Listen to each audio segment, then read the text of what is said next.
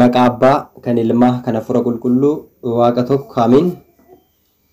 Waaqayyoon uumaan keenya Sillaaseen jaalala isaatiin arjummaa isaatiin gidduu keenyatti argame iccitii hafuura isaa qulqulluu hunduma keenyaaf iyyuu nuuf ibsee nuuf hiikee arjummaa fi jaalala isaatiin Waaqayyoon nu agarsiisuu, nu gorsu, nu qajeelchu. Macaafa raajichaa Yu'eel raajicha boqonnaa 2:12 irratti ammayyuu garaa keessan guutuudhaan soomuudhaan gadduudhaan gara kootti deebi'aa, anis gara keessanitti nan deebi'aa jedha. Uffata keessan hin tarsaasinaa, laphee keessan tarsaasaa jedha. Ammayyuu maal gochuudhaan jedhee? Ammayyuu soomuudhaan gadduudhaan gad of deebisuudhaan gara kootti deebi'aa, anis gara keessanitti nan deebi'a jedhee. Sooma jechuun gara Waaqayyootti kan ittiin deebinu foon keenya akka cubbuu nu hojjisiisneef hawwii ofii isaatii jaalatu keessa nu galchee Waaqayyo irraatii akka nu hin fageessineef akka inni gadi jedhuuf kan ittiin adabnu meeshaa hafuuraa isa guddaadha jechuudha. Soomiin jedhu abbootiin dadhabsiistuu foonii, jabeessituu lubbuu keenyaati. Sooman fayyina argachuu dandeenya. Sooman diina keenya daabiloosiin injifachuu ni dandeenya. Sooman jireenya bara baraatti galuu ni dandeenya jechuudhaan nu gorsu. Soomni faayidaa guddaa qaba.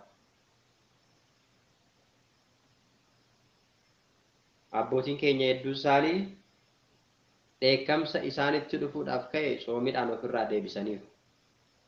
Fakkeenya yoo fudhanne sabni Nanawwee guyyaa 3 keessatti soomii guddaa karaa raajicha Yoonaasiin labsame dhagahanii xiqqaadhaa hanga guddaatti yaada garaa isaanii geeddaratanii soomuu isaanirraatii kan ka'e dheekkamsi isaanirratti dhufuudhaaf jedhe isaanirraa deebi'eera. Kanaafuu soomiin dheekkamsa nurratti dhufuudhaaf ka'e tokko, balaa nurratti dhufuudhaaf ka'e tokko, du'a nurratti murtaa'e tokko akka nurra darbuuf, akka nurraa deebi'uu fi soomiin nu gargaaranii taasisa jechuudha. Kan biraa soomiin hafuura hamaa akka injifannuuf nu gargaara. Wangeela Maatewos boqonnaa 17 irratti jechuudha. Boqonnaa 17 lakkoofsa 21 irratti jecha akkana jedhu argina. Hafuura akkasanii baasuun kan danda'amu soomii fi kadhannaadhaan malee hin danda'amu jedha. Horsixanii yoo dubbistan hafuura akka kamii akka ta'e gurbaa tokko hafuurri hamaan isa qabatee, hafuurri hamaan isa qabate kun immoo dhaloota isaarraa jalqabee kan isa rakkisaa ture ta'uusaa, hafuurichi hamaan sun immoo gurbicha irratti miidhaa adda addaa akka inni qaqqabsiisaa geessisaa ture, ibiddatti kan isa kaachisu, kan isa kuffisu, bishaanitti kan isa gatu, afaan isaa keessaa oomachi akka yaa'u taasisee yeroo dheeraadhaaf akka isa rakkisaa ture wangeela kana irratti kaa'ameera jechuudha. Wangeela Maatewos boqonnaa 17 hanga 14. Gooftaan yennaa barsiisaa turetti namichi kun mucaansaa akka fayyuuf jecha gara bartoota isaatti akka fidee ture dubbata. Bartoonni isaas hafuura hamaa kana irraa baasuu dadhaban yookiin immoo mucaa kana irraati hafuura hamaa sana baasanii mucaan sun akka fayyuuf gaafa namichi itti fidu sana ni dadhabanii jira. Kanarraatii kan ka'e hunda danda'a kan ta'e gara gooftaa keenya Yesuus Kiristoositti namichi kun fidee mucaan kiyya na jalaa dhukkubsataa hafuura hamaadhaan qabameera. Dhaloota isaarraa jalqabee hafuurri hamaan isa qabe kun immoo bishaanitti isa kaachisaa, ibiddatti isa kaachisaa, lafaan isa dhahaa, ni kuffisaa, oomacha afaan keessaa baasaa. Bartoota keetiniin hafuura hamaa kanarraa naa baasaa jedhee itti dubbannaan itti finnaan hafuura hamaa kanarraa naa baasuu dadhabanii. Kanaafuu ati immoo irraa naa baasi jedhee gara maalitti fide? Gara gooftaa keenya Yesuus Kiristoositti fide jechuudha. Ergasii egaa gooftaan keenya Yesuus Kiristoos bartoota isaatiin maal jedhe? Amma yoomitti ba'aa natti taatu? Osoo hanga amantaa ija sanaaficaa qabaattanii hafuura hamaa kanaan miti tulluu kanaan buqqa'e kottu osoo jettanii isiniif ni danda'ama ture. Jechuudhaan mucaa sanirraati hafuura hamaa sanaan mucaa kana gallakkisii keessaa bahi. Gaafa jedhuun hafuurichi hamaan sun ijee caraanee mucaa sana gallakkisee mucaan sun ni fayyee. Gara abbaa isaattis deebi'ee abbaan isaas fudhatee manatti galeera. Ergasii booda dhaqa barattoonni isaa kophaatti. Osoo uummanni achi jiranii osoo hin taane kophaatti gooftaa keenya Yesuus Kiristoos bira dhaqanii yaa gooftaa silaa nuti hafuura hamaa kana baasuu hin dandeenye akkamittiin hafuurri hamaan kun siif abboomamuu danda'e? Hafuura hamaa kana akkamitti baafte jedhanii gaafa isa gaafatan gooftaan keenya Yesuus Kiristoos deebi'ee maal godhe? Ni hiikeefi jechuudha. Amantiin keessanii waan irruu ta'eefi jedheen jalqaba irratti jechuudha. Bartoonni kophaatti jedha lakkoofsa 19 irraa dubbisaa. Wangeela Maatewos boqonnaa 17 lakkoofsa Wangeela Maatewos boqonnaa 17 lakkoofsa 19 irratti bartoonni ergasii kophaatti gara gooftaa keenya Yesuus Kiristoos dhufanii nuyi maaliif hafuuricha hamaa kana baasuu hin dandeenye jedhanii isa gaafatanii. Inni immoo deebiseefii maal jedheeni? Amantiin keessan waan irrateefi kaa jedheen. Bakka tokkoffaa irratti hafuura hamaan nurra jiru nurraati akka hin baane akka hin deemne mana nu taasifatee bultoo nu taasifatee yeroo dheeraa umurii keenya guutuu akka nu faana jiraatu kan taasisu tokkoffaa hir'ina amantaa keenyaa akka ta'e gooftaan keenya Yesuus Kiristoos dubbate. Waan biraa yookiin aangoo osoo hin taane yookiin kennaa addaa kan hin barbaachisu osoo hin taane hir'inni amantii hafuurri hamaan nama keessa akka jiraatuu fi akka turu akka taasisu dubbate. Amantaan keessan waan irrateefi kaa.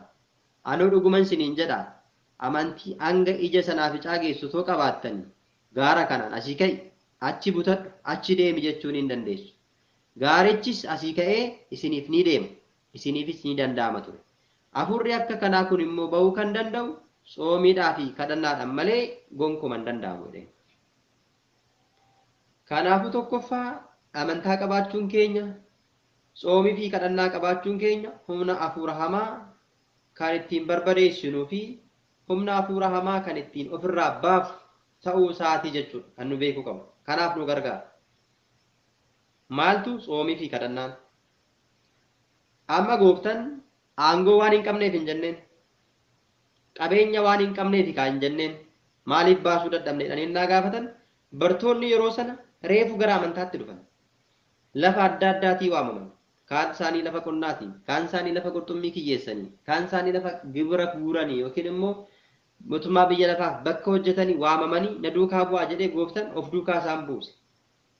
Isa duukaa yennaa bu'anitti immoo amantaa guutuun akka qabaataniif wantoonni isaan barbaachisu ganaa reefu barachaa jiru hin guuttan. Kanarraa kan ka'e hafuuricha baasuu dadhaban. Gooftaan maal jedheen deebisee waan amantaan keessan irrateefi jedheen malee waan qabeenya hin qabneef yookiin immoo waan aangoo hin qabneef hin jenne. Hafuura hamaa baasuudhaaf aangoo addaa akka nu barbaachisne, kennaa addaa akka nu barbaachisne, qabeenya addaa akka nu barbaachisne garuu maal akka nu barbaachisu amantaa, kadhannaa fi soomii, sagada akka nu barbaachisu lafa kaa'eetu jira jechuudha. Kanaaf egaa soomatti galaa jirra jenneeru. Garaa keessan guutuudhaan gara kootti deebi'a. Anis gara keessanitti hin deebi'adhe. Soomuudhaan gadduudhaan jedheera. Kanaafuu yoo soomne yoo gaddine cubbuu keenyatti maalitti gaddina? Cubbuu keenyatti gaddina jechuudha. Soomuu keenyaan dura gaabbii galuun barbaachisaadha. Soomuu keenyaan dura maal goona? Gaabbii galuutu nurra jira. Gaabbii galuu jechuun maal jechuudha? Ofitti gadduu jechuudha. ammayyuu garaa keessan guutuudhaan gadduudhaan soomuudhaan jedhe macaafa raajicha Yu'eelii boqonnaa 2:12 irratti ammayyuu garaa keessan guutuudhaan maal keessan guutuudhaan garaa keessan guutuudhaan gartokkeedhaan miti shakkuudhaan osoo hin taane garaa keenya guutuudhaan laphee keenya guutuudhaan waaqayyotti amanuun akka nu barbaachisu lafa kaa'e. Ergasii garaa keessan guutuudhaan maal gochuudhaan soomuudhaan namoonni tokko tokko amma garaa duuba kan sooman jiru. Soomiin gaafa dhufe soomiin kun immoo dhufe kan jedhanii soomii dhufe sanitti gaddan jiru. Gaafa dhufu gadda gaafa soomii sun deeme kan gammadan jiru. Maaliif nyaata qofaaf garaa qofaaf kan jiraatan. Garaa isaanii guutuudhaan miti jechuudha soomicha kana kan simatan. Gaafa soomiin dhufe waa'ee nyaatamuuf waan dhugamuuf kan dhiphatan jiru. Maalan nyaadha maalan dhugaga kan jedhan jiru jechuudha. Gooftaan garuu waan nyaattanii fi waan dhugdaniif maalin ta'inaa hin dhiphatinaa dursaati yaada keessan maal godhaa mootummaa waaqayyoo irra kaawwadhaa jedhe wangeela Maatewos boqonnaa 6:35 irratti. Amma garakkoon jiru soomii simannu garaa guutuudhaan waan hin simanneef waan nyaannu fi waan nuuf dhiphannaa jechuudha. Baay'ooliin keessan akka mana hambaa keessa jirtan nan beeka.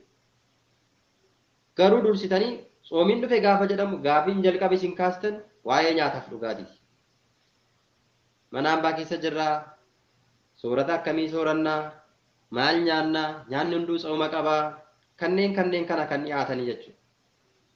Gooftaan garuu waa'ee nyaata irratti waan nyaattaniif waan dhugdaniif maalin ta'inaa hin dhiphatinaa dursa yaada keessan mootummaa waaqayyoo irra kaawwadhaa kan isin yaaddan hundumtuu isiniif dabalama jedha. Kan yaadne hundi akka nu raawwatamu akka nu dabalamuuf dursinee yaada keenya mootummaa waaqayyoo irra kaawwachuu qabna. Akkamitti akka soomuu qabnu. Soomiidhaan faayidaa argamu. Akkamitti akka kadhachuu qabnu. Kanarra yoo kaawwanne wantoota nu barbaachisan eenyutu nuuf guuta? Waaqayyotu nuuf guutaa jechuudha. Waaqayyotu nuuf sirreessa, waaqayyotu nuuf dabalaa jechuudha. Soomii fi kadhannaa jechuun waan barbaannu waaqayyoon kan ittiin gaafannu waan ta'eef kana nuu guuti jennee kan ittiin gaafannu waan ta'eef iyyuu sana keessatti wanti sila nuti gaafannu kun nuu deebi'a ture jechuudha.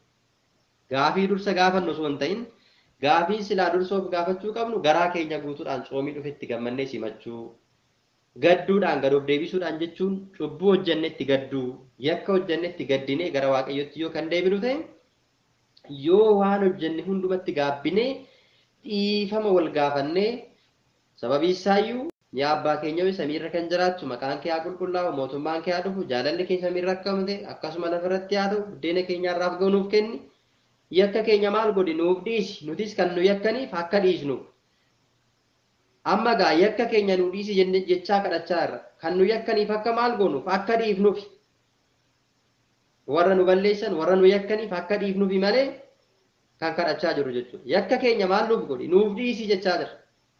Akka nutis maal goonuuf warra nu yakkaniif dhiifnuuf.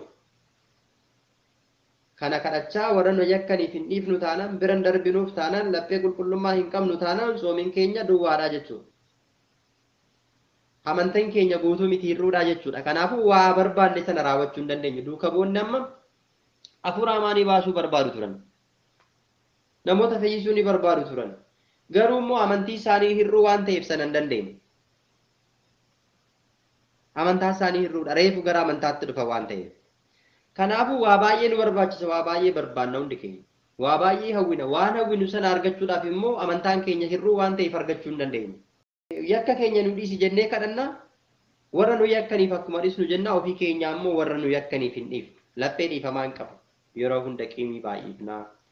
Yeroo hunda sababa barbaannaa. Yeroo hunda dhugaa bu'uu caalaa kallattiin keenya parsantii 90 ol sobarratti xiyyeeffannaa. Yeroo hunda amanuu caalaa waan namni dubbatuu fi waan raawwatamu hunda parsantii 90 ol shakkiirratti xiyyeeffannee shakkinaa. Waa'ee amantaa sanutti dubbatamu yeroo hunda dhagahuu caalaa dafnee dhagahuu dhiisuu fi baqachuu filannaa jechuudha. Namoonni baay'een qo'ee yoon gurra kiyyaan dhaga'e natti murteeffamaa dhagahuu hin qabu jedhanii kan baqatan hedduu isaaniif jiru lafa kana. Lafa wangeelitti lallabamu. Maaliif ani silaa boru cubbuun hojjedhaa, silaa yakkan hojjedhaa dhagahuu hin qabu akka naman dhageenyetti akka naman dhaggeeffanneetti jiraachuu hin qaba jedhanii lafa itti wangeelii lallabamuu baqatu. Bataskaanaa baqatu. Kun immoo hir'ina amantaa keenyaati jechuudha. Kun otoo jiru immoo waa barbaannu guutuu hin danda'u. Sababii isaa yakka keenya nu dhiisi jechaa kadhachaa yakka namaaf hin dhiifnu yoo ta'e immoo namni obboleessa isaa hin jaalanne waaqayyoon nan jaaladha jedhu immoo inni sobduudha. Obboleessa keenya jaalachuudhaaf immoo obboleettii keenya jaalachuudhaaf immoo walii dhiisuu qabna jechuudha. Kanaaf egaa tsoomii keenyaan dursa maal nu barbaachisa? Garaa keessan guutuudhaan gara kootti deebi'aa, anis gara keessatti hin deebi'an. Gadoof qabummaadhaan. Gadoof qabummaa jechuun gaabbiidhaan jechuudha. Waan hojjennetti gaabbii galuu qabna. Gaafa gaabbii gallu akkamitti gaabbii galuu qabna kan jedhu immoo dursinee beekuu qabna jechuudha. Gaafa gaabbii gallu duraan dursinee cubbuu ijoollummaa keenyarraa jalqabnee hojjechaa turre yaadachuu nu barbaachisa. Bara jireenya kiyya hundatti jalqaba irratti Waaqayyoo maalan gaddisiisee abboommiiwwan kurnan jiru. Abboommiiwwan kurnan kana keessaa maalan balleesse jennee takka takkaan teenyee maal gochuu qabna? Barreessuu qabna qaama. Barreessinee lafa kaa'uu qabna. Abboommiiwwan kurnan amma cubbuun keenya madaalliin kan inni ittiin madaalamu yookiin immoo kan inni ittiin beekamu keessaa inni tokko abboommiiwwan kurnan keessatti of madaaluudha jechuudha. Seera bahuu boqonnaa 20 irratti ani Waaqayyo gooftaa kee waan ta'eef jedha. Ani Waaqayyo gooftaa kee isam garbummaa biyya Gibxii keessaa si baase waan ta'eef anaan alatti waaqolii kan biraa hin waaqessin jedha waan ta'eef jalqaba irratti jecha kana keessatti of madaaluu qabna. Gaabbii galuu keenya dura jechuudha. Gaabbii jechuun as keessatti madaalama. Waaqolii biraa maaliin godhani? Waaqessin. Waaqoliin biraa maali? Maalinni waaqolii biraa jechuun? Amantaa kana keessaa ba'anii amantaa biraa deemuu qofa. Amantaa kana keessaa ba'anii amantaa biraa yookiin immoo hundeewwan amantaa biraa deemuu qofa laatti. Waaqolii kan jedhaman hedduu isaaniiti. Waaqolii kan jedhaman seexanni waaqolii tolfamoodha. Tokko na jedha. Waaqayyoodhaan alatti nama caalchisanii Waaqayyoon olitti jaalachuun waaqolii tolfamoodha. Waaqayyoon caalchisanii qabeenya jaalachuun waaqolii tolfamoodha. Kana fakkeenya yoo isinii fudhadhe namichi tokko gara gooftaa dhufee yaa gooftaa mootummaa keetti galuudhaaf maaltu na barbaachisa jedhee gaafateedha macaafa qulqulluu keessatti. Jennaan gooftaan deebiseefi maal jedheeni? Abboommii koo eegii jedheen jalqaba irratti. Jennaan anoo abboommii kee ijoollummaa kiyyarraa jalqabee eegaan ture. Roobii fi jimaatas nan soomaa. Mana qulqullummaattis kennaa nan galchaa. Seeraati keesse hundumaa eegeera jennaan baay'ee gaarii goote. Garuu waan tokkotu sirrata waan ta'eef qabeenya qabdu hundumasaa kan qabdu irraati deemiti gurguriiti hiyyeessa gargaari hiyyeessaa kenniti kootu na duukaa bu'u jennaan anoo qabeenya kiyya gurguree hiyyeessaa kennurra si duukaa bu'uu dhiisuu naa wayya jedhee achumaan galee manatti hafee. Gooftaan deebisee duuka bu'oota isaatiin maal jedhe? Dureessi tokko mootummaa kootti galuudhaa mannaa jedhe. Gaalli uraal immoo keessa bahuutu irra salphaadha jedhee kaa'e bakka. Kana jechuun namni waaqa caala qabeenya isaa caalchisee jaalatu, namni waaqa caala qabeenya isaa waaqessu waaqolii tolfamoodha waan ta'eef namni akkanaa mootummaa waaqaa hin galu. Waaqa biraa waaqessaa jira qaba. Qabeenya sana eenyutu isaa kenne? Waaqayyotu isaa kenne waan ta'eef waan waaqayyo isaaf kenne irraati kan hin qabneef immoo gargaaree hojii gaarummaa hojjechuu qaba jechuudha. Kanaaf sassattoonni ni jiru jechuudha hojii waaqayyoo hojjechuu irratti. 10 keessaatii asiraatii takkittii baasuu kan sassatan jiru. 100 keessaatii 10 baasuu kan sassatan mana qulqullummaa waaqayyoodhaaf ixaana zabiibii kan baasuu mana amantaa cufamtee jirtu gargaaruudhaaf hiyyeessa kufee jiru gargaaruudhaaf kan sassatan waan jiraniif waaqayyoon isaan kanaan maal jedhaan seetan hattootaa jedha. Hattootaa jedha. Aniif isin as keessa hin jirramoo hin jiru jechuudhaan of madaaluu barbaachisaadha. Eessatti akkana jedha? Hattoota nuun jedha jechuudha. Yoo 10 keessaa dhorkanne waaqa biraa waaqessaa jirra qarshii waaqessaa jirra waan ta'eef jarreen kanaanii achi keessa kan jirru yoo ta'e nuun maal nuun jedha? Hattootaa isin nuun jedha. Milkiyaas 3 lakkoofsa 6 irratti akkana jedha. Ani waaqayyo waanan ta'eef hin geeddaramu jedha.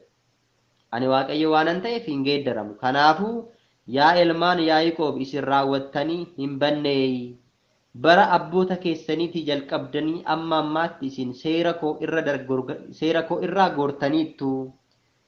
isa sin eegne ani waaqayyo gooftan gara kootti deebi'aa anis gara keessanitti nan deebi'a jedheera isin garuu attamitti deebina jettanii na gaafattu namni waaqayyoon hin saamaayi jedhee gaafii gaafata isin garuu na saamtu attamitti si saamna jettanii immoo gaafattu isin 10 keessaa tokko aarsadhaaf na hin saamtu isin sabni hundinuu ana waan saamtaniif dhugumaan abaarramtaniittu mana koo keessatti nyaanni akka ta'uuf 10 keessaa tokko guutummaatti gombisaa kootti galchaa mana koo keessatti aarsaan akka ta'uudhaaf isin 10 keessaatii takkitti guutummaatti mana kiyyatti galchaa ani immoo bantii waaqaa banee eebbadanuu yoo isin irratti dhangalaasuu baadhe qoraana ilaalaa midhaan keessan kan balleessu isinirraan ifadha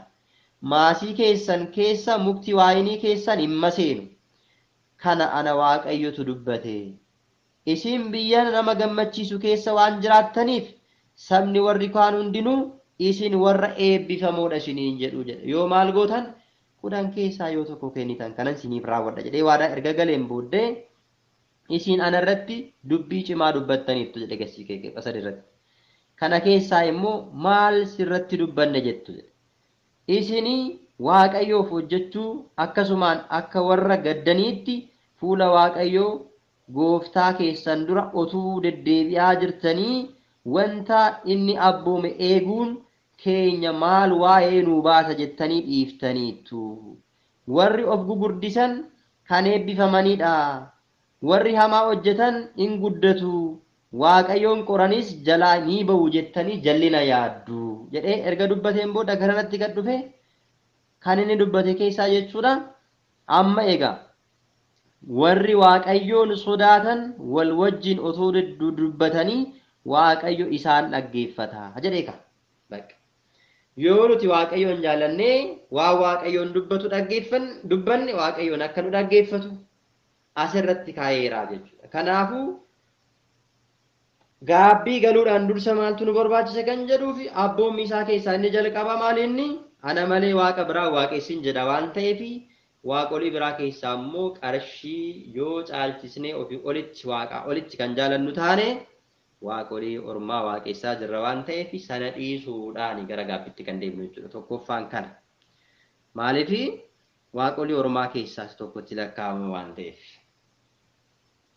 namni qarshii waaqessu 10 keessaa tokko laanne asraatiin baafne yeessan gargaarre hojii gaarummaa hin qabne amantaan hojii gaarummaa hin qabne du'aadha waan nuun jedhu inni lammaffaan immoo maal jedha bifa qirixameen fakkeenya wanta ol waaqa irra jiru gadi lafa jirus bishaan keessa kan jirus hin tolfatinaayi ati bantii fakkeenya kanaaf hin sagadini isaafis hin hojjetini ani waaqayyo gooftaan kee waaqayyo inaafadha cubbuu abboota amma dhaloota 3 amma dhaloota 4tti harka ijoollee warra najibbanii keessaa maalan godhaa nan barbaada warra najibbanii narraa goranii cubbuu warra hojjetanii waaqolii tolfamoo waaqeffatanii ani isaan qofa osoo hin taane cubbuu amma ijoollee 3 fi hanga 4tti isaan irraa nan barbaada waan jedhuufi cubbuu kana jalaa yoo hin bayin waaqolii tolfamoo jalaa yoo hin bayin gaabbii galuun keenya gatii hin qabu kanaafuu gaabbii gaafa gallu kana keessaa bahuudhaan gaabbii galuun nurra jiraataa jechuudha inni taanu kan inni kaayee keessaa jechuudha biyya ani waaqayyo gooftaan keessii kenne keessa bara dheeraa akka jiraattuu fi haadhaa fi abbaa keedhaaf ulfina kenne jedha namoonni tokko haadhaa fi abbaa isaanii akka waan xiqqaa wayitti kan laalan jiru safuu kan cabsan kan tuffatan waan dulloomaniif yeroo tokko kan nama gaddisiisu keessaa jechuudha harmeen isaanii abbaan isaanii gaafa dullooman uffata gaarii uffatanii ofii isaanii gaafa wajjin deeman harka naqabe abbaan isaanii innaa jedhan irraa gaafa fagaatanii fagoo deemu jechuudha abbaa isaanii faada isaaniitti qaana abbaan ishii jaarsa abbaan isaa jaarsaadha dulloomadha innaa jedhanii naan jedhu jedhanii yookiin immoo ofii xiqqoo ishii bifa yookaan bareeda ta'e yookiin bareedduu taate wayii simboon egaati namarraa darbitti daraaradha xiqqoo egaa namoonni gaafa dullooman gaafa achi siqan nyaara guuru bifti isaanii kun fuulli isaanii kun hin coologa abaaboodha waan ta'eef akkasuma abaaboon gaafa aduun itti ba'e akkas taate Isaan booda itti abbaa akkanaa afaan deemtaa naan jedhu jedhanii abbaa gaarii sabaqqa konkolaataadhaan deemu. Kan abbaa namaatti gammadanii kan isaanitti kan ceebba'an. Waan sila abbaa isaaniif haadha isaaniif gochuutii qabnu kan hin gooneef taanan gaabbii galuun keenya gatii hin qabu jechuudha. Osoo isaan garaa nutti nyaatanu, osoo isaan nu abaaranu, osoo isaan nu jibbanu, osoo isaan badii nuti balleessineef garaan isaanii gubatu, osoo isaaniif hin abboomamin, garaa isaanii osoo hin ciibsin, waan isaan nuun jedhan gaarummaa hojii isaanii hammeenya miti. Gaarummaatti otoo nu gorsanu gaarummaa irraa dinnee hammeenya duukaa buunee kan abbaa keenyatti muufanne maatii keenyatti muufanne jirra taanan isaan hin dhiifamu otoo hin gaafatin gaabbii galuun keenya gatii hin qabu. Kana sirreeffachuu qabna jechuudha. Nu da'anii nu guddisan waan ta'eef namoonni tokko tokko anatu beeka, anatu murteeffata, ati maallaa beekta, callisi kan jedhanii abbaa fi haadha isaanii namoota fuulduratti kan salphisan jiru jechuudha. Kun utoo ta'ee jiru gaabbii nan gala jechuudha. Egaa faayidaan inni nuuf kennu maali? Kan jedhu as keessatti tilmaamuun barbaachisaadha. Inni biraa hin ajjeesinii jedha. Hin ajjeesin jechuun maal jechuudha? Dhiiga dhangalaasuu qofaadha. Tokko dhiiga namaa dhangalaasuu, lubbuu baasuu. Kan biraa immoo ajjeechaan bifa kamiin raawwatama? Karaa baay'eedhaan raawwatama. Kan ajjeeses, kan ajjeesises, kan irratti mari'ates, kan mariisises ajjeechaa jedhama. Kan sobes, kan sobsiises ajjeechaa jedhama. Kan hamaa namarratti yaade, hamaa namarratti yaachises ajjeechaa jedhama. Tokko ajjeechaan bifa adda addaatiin raawwata. Tokko harkaan rukutanii raawwata. Lama immoo yaadan. Abaluu kana otoo jiraachuu baatte, otoo duute, otoo du'e ajjeeste jechuudha. Bakka ajjeechatti lakkaa'ama. Otoo ijji kiyya arguu baate, fuula kiyya fuulduraa otoo waaqayyo isa darbate yookiin darbate hin jedhamure wantoonni akkanaan jedhama. Habaarsan jechuudha. Itti wareegachuudhaan ajjeesi balleessi jedhamuudhaan kan irratti wareegamu akkas godhi kurti balleessi jechuudhaan kan irratti ajjeechaa jedhama. Kanatti otoo hin deebiin otoo ittiin gaabbiin nuti gallu kanneen biraa cubbuu sila hojjennu himachuun gatii hin qabu. Tokko kana. Lama immoo waan nama barbaachisu sana dhoowwachuudhaan ajjechaa jedhama. Fakkeenyaaf lubbuun tokko si biraa beeloftee osoo jirtu, osoo harkaa qabdu, waaqayyo si kennee osoo harkaa qabdu, lubbuun sun akka hin duuneef du'a oolchuu osoo dandeessu, beeloftee osoo nyaata si kadhachaa jirtu, lubbuu sanaaf waan harkaa qabdu sana kennuu dhiisuu keetiin ajjechaa jedhama. Ajjechaa jedhama. Maaliif? Seenaa abbootii keenya darban keessatti yoo ilaalle balaa isabe kan inni gaafatame kan inni kadhatame qadaada guddaatti bishaan naaqici jedhee miti inni dhumaa sun. Qadaada guddaatti bishaan naaqici nan dheeboodhe jedheen. Dheebuu na baase jedhee miti ishiidhaan fayyee argitanii. Yoo dhoowwate yoo gatii isaan argachuu hin danda'u ture. Maqaa dubaroo maaramiitiin bishaan kana naaqici jedheen. Kanaaf bishaan namaa qicuu osoo dandeenyu, midhaan namaa kennuu osoo dandeenyu, namatti uffisuu osoo dandeenyu, ofii keenya osoo harka qabnu, kan harka hin qabne gargaaruu osoo dandeenyu, kan luka osoo luka qabnu, ofii keenya konkolaataa hawaa kan luka hin qabne gargaaruu dhiisuu keenyan akka ajjechatti lakkaa'amaa jechuudha. Waan gargaaruu dandeenyu saniin silaa namicha gargaaruu qabna jechuudha. Waaqayyoon quba keenya maaliif wal caalchisee uume? Namas akkasumatti sadarkaa wal caalchisee kan inni kenneef inni tokko tokkoon akka eebbifamuuf jechuudha. Hojii gaarummaa hojjennee namni biraa akka eebbifamuuf. Soo kana keessatti kan otoo gochuu raawwachuu osoo dandeenyu dhiisuu keenyan namicha sana ajjeesnee jechuudha. Kanaafuu kana sirreeffanneet waan gochuu qabnu sila maal goona? Gochuudhaanii jechuudha kan gaabbii galu. Lammaffaa sadaffaa irratti hin ejjiin jedha. Maal jechuudha kun? Tokko qaamaan argamtee nama wajjin waan hin barbaachisne keessa hin galini. Lammaffaan immoo yaadan. Museen seera baasee ture kakuu moofaa keessatti waa'ee ejjaatii wal qabsiise. Seerri inni baase maal? Haati manaa tokko dubartiin tokko abbaa manaa osoo qabdu yookiin kaadhimaa ishee osoo hin ta'in nama biraa wajjin ciistee yoo argamte lamaan isaanii dhagaadhaan waggaramanii ajjeefaman jedhee seera baase. Sababii isaa namoonni gocha akkanarraa waan deebuu dadhabaniif yeroo hunda gocha ammeenyaa kanarratti waan hirmaataniif. Kanarraa kan ka'e Museen seera kana baasee namoonni seera kana sodaatanii jiraachaa turan. Gooftaan keenya Yesuus Kiristoos immoo dhufee maal jedheeni seera Musee keessatti kan barreeffamee jiru kaasetu caqaseetu Museen warreen waan akkana raawwatan dhagaadhaan waggaramanii ajjeefaman adu'an jedhee seera baaseera. Ani garuu isiniin jedhaa jedhe. Gocha kana kan raawwate miti yaada sammuu isaatiin laphee isaa keessatti iyyuu waan kana kan yaade cubbamaadha jedhe. Kanaafuu cubbuudha waan ta'eef kanarraa dursinee gaabbii galuun barbaachisaadha. Hawwii adda addaatiin osoo abaluun kiyya taate qabeenya namaa hawwuudhaan hin hawwin jedha waan ta'eef qabeenya namaa hawwuudhaan osoo abaluun kiyya taate osoo abaluun kiyya ta'e osoo amma beekumsi inni qabu kun hangoo ta'e jedhanii waan namaa tokko jalaa fudhachuudhaaf hawwuun kun mataansaa cubbuudha waan ta'eef cubbuurraa deebinee gaabbii galuun barbaachisaadha jechuudha. Gaabbii galuu keenya dursa kana beekuun barbaachisaadha. Inni lammaffaan immoo arrabsoo. Namoonni tokko tokko akkasumatti gallakkisu arraba. Macaafa qulqulluu irratti obboleessa isaatiin duudaa kan jedhe, jaamaa kan jedhe, didaa kan jedhe, gaannama isaatiif gabbaa jedhe. Ibidda gaannamii yookiin immoo gaannama isaatitu isaaf ta'a isaaf mala namicha akkanaa carqaama yookiin immoo namoonni tokko tokko amma namoonni gaafa carqii gaarii hin uffanne ilaalanii carqaam jedhu gaannama isaatiif gabbaan jedheera kan murteen qabu macaafa qulqulluu irratti barreeffame. Kanaaf jechoota keenya keessatti wantoota dubbannu keessatti maalan dubbadhe maalan yakke nama maal jedheen arrabse maal jedheen abaare isa jedhu yaadanneetu kana barreeffanneetu kan gaabbii galu. Kana barreeffanneeti kan gaabbii galu gaabbii keenya galuun dura jechuudha. Inni biraan maal jedha? Hinatiin jedha. Hinatiin jechi jedhu kuni maallaqa qofa miti. Tokkoffaa qabeenya namaa sangaa ta'uu danda'a, qotiyyoo ta'uu danda'a, hoolaa ta'uu danda'a, qarshii ta'uu danda'a. Kanaan ala hinatiin kan jedhamu wantoota baay'ee jira. Maaltu jira? Yaada. Karaa hatuun kun immoo kallattii kamiin raawwatama? Tokkoffaa qaaman harkaan fuudhuu. Lammaffaan immoo ofii osoo hin fuudhin nama fuusisuu. Hachisiisuun mataan isaa maalinni cubbuudhaa jechuudha ta'eera. Yaadanatu qaamanatu jedhamee qoodama. Yaada keenya keessatti waan nama fuudhuudhaaf hawwuun hanna jedhama. Kanaafuu haateera moo nanne kan jedhu as keessatti addaan baafnee dursinee haateera maalati kan amnate jedhanii galmeessuun barbaachisu sobiin jedha.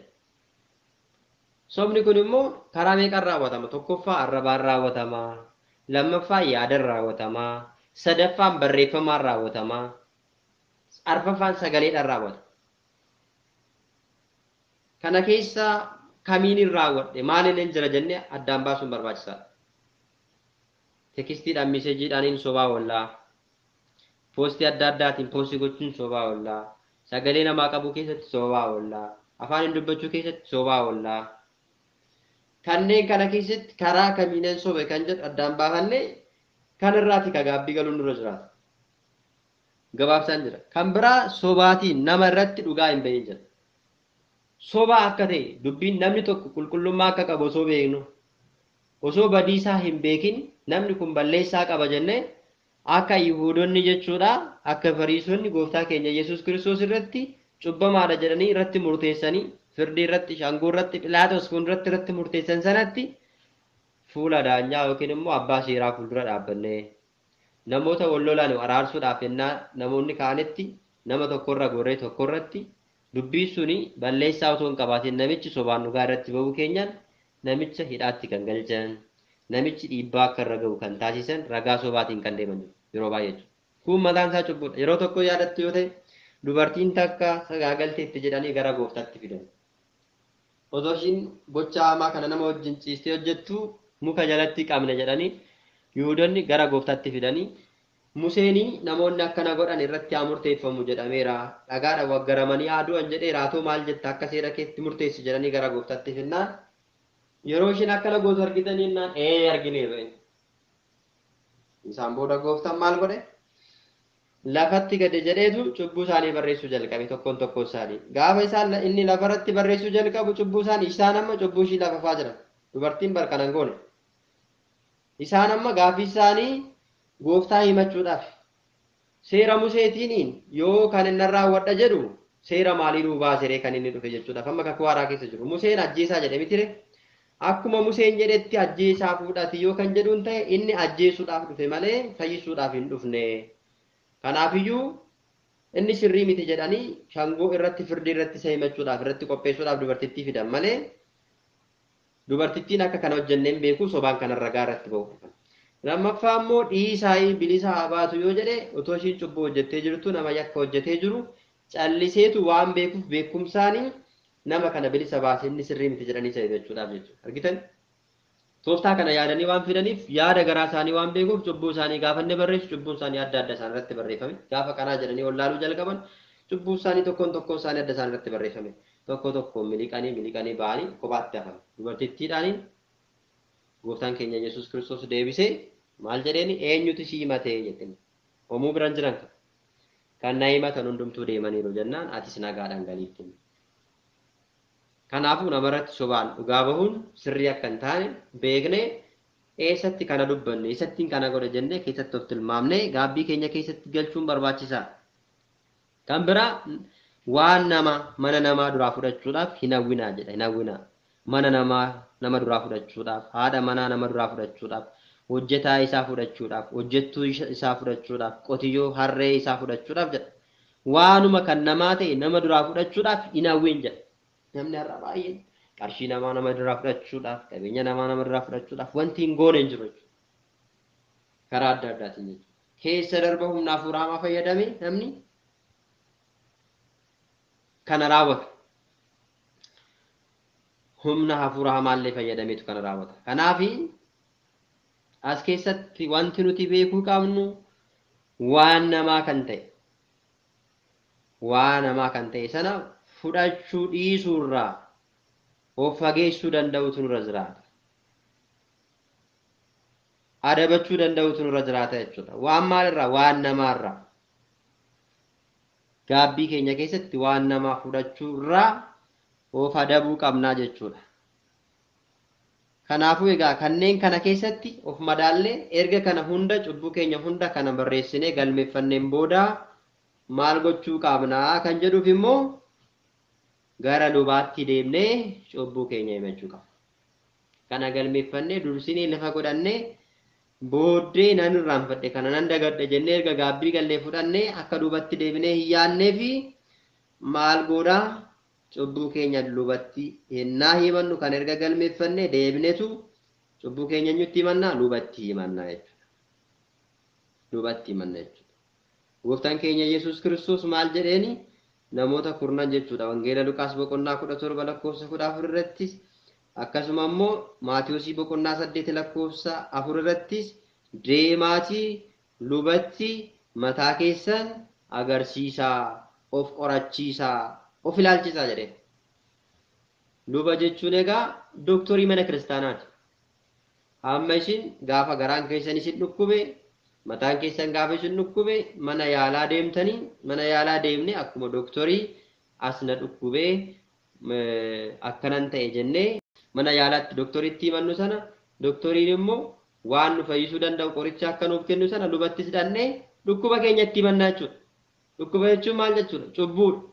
Dhukkuba jechuudha. Lubbuu keenyaaf dhukkuba lubbuu keenya kan balleessu waan ta'eef.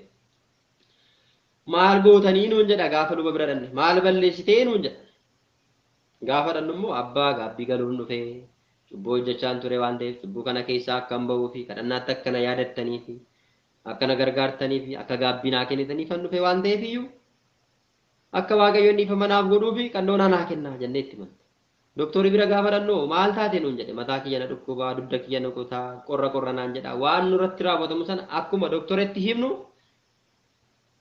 dhukkuba dhoksanii qoricha argatan akkuma jedhamu sana dhukkuba keenya akkuma itti himannu lubattis immoo dhukkuba keenya itti himanna. Maal itti himanna? Dhukkuba jechuun cubbuudha waan ta'eef cubbuu keenya itti himanna jechuudha. Akkuma doktoriin nu yaalu sana laaboraatooriidhaan akkuma nu laalu sana isaan immoo lubni immoo ija waaqayyootiin nu laalanii luba jechuun ija waaqayyooti waan ta'eef ija waaqayyooti waan ta'eef ija waaqayyootiin aangoo hiikuu fi kennamee fira waan ta'eef nu laalanii akkuma doktoriin nama kanaaf namni kun yoo dhukkubsate kanatu ta'uu danda'a qoricha kana liqimsi kana immoo dibadhu jedhee akkuma nu kennu sana ati immoo mana sagadii mana kadhannaa taasisi hiyyeessa immoo akkanatti gargaari hojii gaarummaa immoo akkanatti hojjedhu isaan booda gaafa kana fittee maal godhu kootu nuun jedha jechuudha. Doktoriinis maal nuun jedha Gaafa kana fitte kootu yookiin immoo hin fayyitaan jedha. Bifa kanaan dhadheetu lubatti maal of goona? Gaabbii keenya itti manneet itti of agarsiifnaa jechuudha. Kanaafuu lubatti dhannee maal goona? Cubbuu keenya itti mannaa jechuudha. Macaafa qulqulluu irratti egaa wangeelaa Maatiyuus boqonnaa 3 lakkoofsa 6 kaasnee gaafa dubbifnu Yohaannis cuuphaan yeroo inni cuuphaa turetti namoonni maal gochaa turan? Gara Yohaannis dhufaniitu cubbuu isaanii isatti himachaa cuuphamaa turan jedhee asirratti barreessee jira jechuudha. Kanaaf hundi keenya iyyuu kana keessatti cubbuu keenya lubatti himachaa gaabbii keenya bifa kanaan jechuudha kan xumurannu waan ta'eef hunda keessanuu Waaqayyoon isin haa gargaaru. Fuula isaa Sillaaseen waan keenya isiniif haa ibsu kan nu barsiisee fi kan nu gorse maqaa Waaqayyoo kan galateeffame haa ta'u. Isa baranneen immoo firii 30 firii 60 dhibba buufnee biyya lafaa irratti faarsitoota maqaa isaa samii irratti dhaaltota mootummaa isaa akka taanu Sillaaseen waan keenya nu haa gargaaru.